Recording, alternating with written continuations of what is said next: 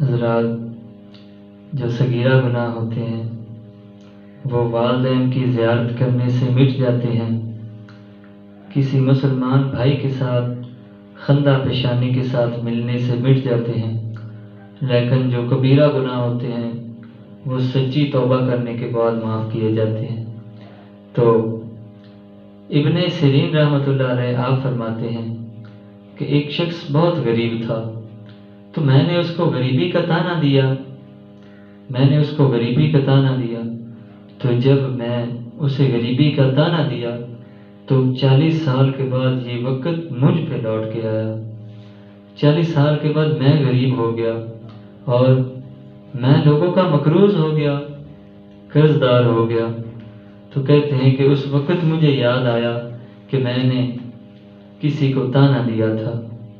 تو ایک بزرگ کہتے ہیں کہ میں ایک دفعہ مسجد میں گیا، جب میں مسجد میں گیا تو مسجد میں کچھ لوگ نماز پڑھ رہے تھے، تو ایک شخص وہ مسجد کے کونے کے ساتھ لگ کے زاروں کی طرح رو رہا تھا۔ تو میرے دل میں خیال آیا کہ یہ ریاکاری کر رہا ہے۔ میں نے سوچا کہ یہ ریاکاری کر رہا ہے، بناوٹ کے آنسو بہا رہا ہے۔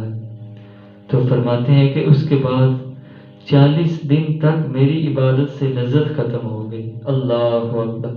کہتے ہیں کہ 40 دن تک میری عبادت سے سکون ختم ہو گیا۔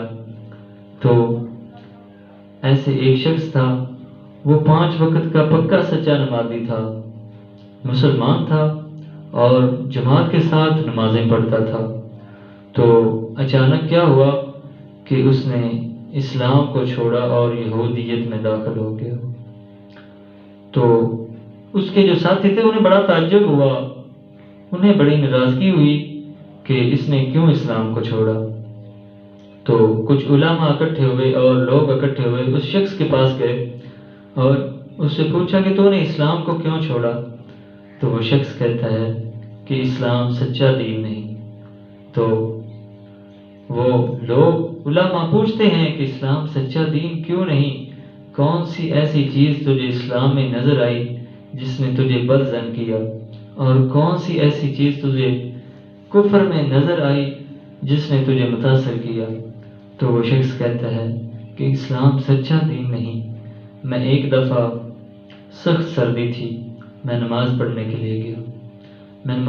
لیے گیا تو میں جماعت کے انتظار میں بیٹھ گیا۔ جب میں بیٹھا تو میرا وضو ٹوٹ گیا۔ دیکھیں، کہتا ہے کہ میرا وضو ٹوٹ گیا۔ جب میرا وضو ٹوٹا تو میں اسی طرح نماز اپنی جاری رکھی، میں نماز پڑھتا رہا۔ امام آیا، جماعت ہوئی، میں نماز پڑھتا رہا، اور جب میں نماز پڑھ رہا تھا تو میرا جسم کانپ رہا تھا۔ میرے دل میں یہ خیال بار بار آ رہا تھا کہ ابھی مجھ پر اللہ کا عذاب نازل ہونے والا ہے، ابھی مجھ پر اللہ کا عذاب نازل ہوگا۔ تو میں اسی طرح نماز پڑھی اور چلا گیا۔ میں راستے میں جا رہا تھا تو میں نے سوچا کہ اسلام سچا دین نہیں، میں نے یہودیت کو اختیار کر لیا۔ تو علماء اور بزرگ کہتے ہیں کہ اس سے بڑا اللہ کا اور عذاب تجھ پہ کیا ہوتا کہ اللہ تعالیٰ نے تجھ سے ایمان کی دولت کو چھین لیا، اللہ تعالیٰ نے تجھ سے ایمان کی نعمت کو چھین لیا، اللہ تعالیٰ نے تجھ سے ایمان کی رحمت کو چھین لیا۔ مسلمان، بظاہر ہم کچھ کام ایسے کر جاتے ہیں کہ ہمیں پتہ نہیں ہوتا، لیکن اللہ ہم سے ناراض ہو جاتا ہے۔